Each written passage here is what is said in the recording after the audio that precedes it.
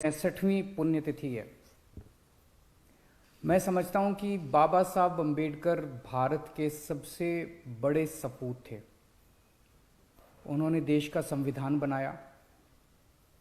दुनिया का सबसे बेहतरीन संविधान बाबा साहब अम्बेडकर ने हमारे देश को दिया। पूरा जीवन वो दलितों के लिए, शोषितों के लिए लड़ते रहे, संघर्ष करते रहे। और अगर मैं कहूं कि शायद आज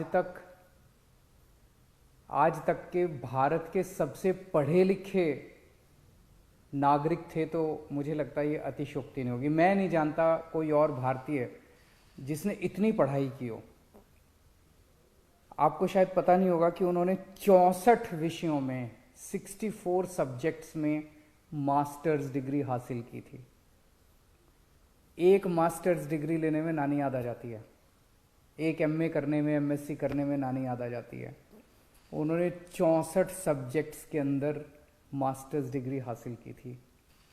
उन्होंने 2 डॉक्टरेट डिग्री ली थी, 2, एक अमेरिका से और एक इंग्लैंड से।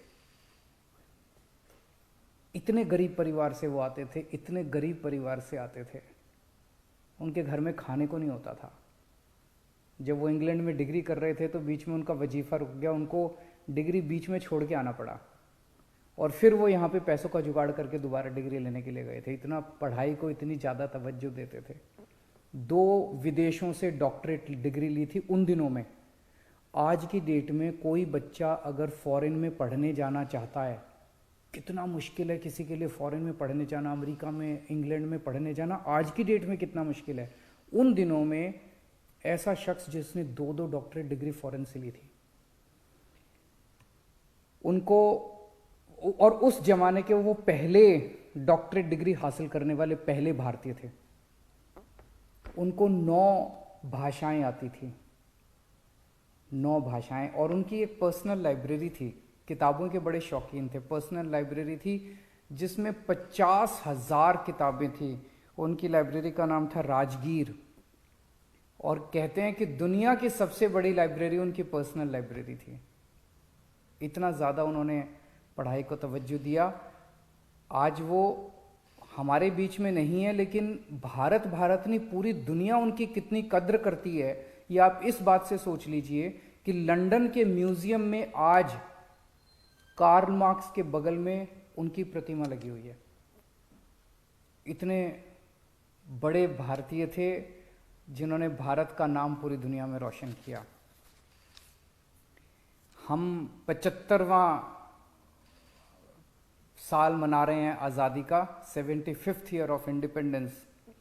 और इस मौके पे मैं एक बहुत बड़ा ऐलान करने जा रहा हूँ कि बाबा साहब अम्बेडकर के जीवन को बच्चे बच्चे तक पहुँचाने के लिए दिल्ली सरकार उनके जीवन पे एक बहुत भव्य नाटक तैयार कर रही है, बहुत बड़े स्केल के ऊपर।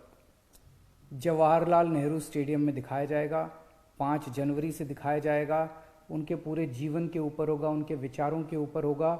इसमें नामचीन लोग इसके साथ जुड़े हुए हैं, इसके डायरेक्शन में, इसके आर्ट डायरेक्शन में, इसके क्रिएटिव में। 100 फुट बड़ा स्टेज बनाया गया है। बहुत ही भव्य नाटक बाबा साहब अम्बेडकर के जीवन पे बनाया जा रहा है। 5 जनवरी को इसकी ये शुरू होगा और 50 शोज इसके कराए जाएंगे।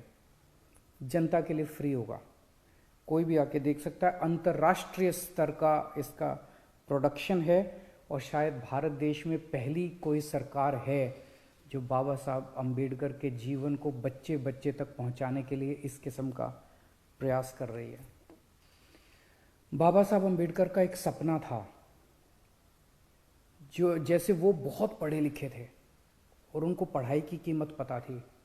उनका एक सपना था कि भारत के एक एक बच्चे को अच्छी से अच्छी शिक्षा मिलनी चाहिए, चाहे वो कितना भी गरीब क्यों ना हो। मैंने कसम खाई है कि बाबा साहब का सपना मैं पूरा करूंगा। आज 70 साल हो गए आज़ादी के, अभी तक हमारे देश के अंदर गरीबों को अच्छी शिक्षा नहीं मिलती। मैंने कसम खाई है, बाबा तेरा सपना अधूरा, केजरीवाल करेगा पूरा। ओमिक्रॉन देश में एंटर कर चुका है। कई जगह से खबर आ रही है कि यहाँ भी ओमिक्रॉन के पेशेंट पाए गए, वहाँ भी पाए गए, दिल्ली के अंदर भी पेशेंट पाए गए।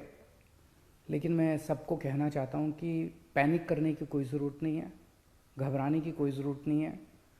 मैं इस पे लगातार नज़र रखे हुए हूँ। मैंने जो पिछले हफ्ते भी रिव्यू मीटिंग ली थी। हर चीज़ की जो ऑक्सीजन है, बेड्स हैं, दवाइयाँ हैं, इक्विपमेंट है, जिस भी चीज़ की ज़रूरत है उन सारी चीज़ों को हम पर्याप्त मात्रा में अवेलेबल कराएंगे। और चिंता ना करें, बस आप अपना काम करते रहें, सोशल डिस्टेंसिंग मेंटेन करें, मास्क पहनना बिल्कुल ना भूलें। मास्क सबसे ज़रूरी है। घर से बाहर निकले तो मास्क पहन के निकलें। नमस्कार।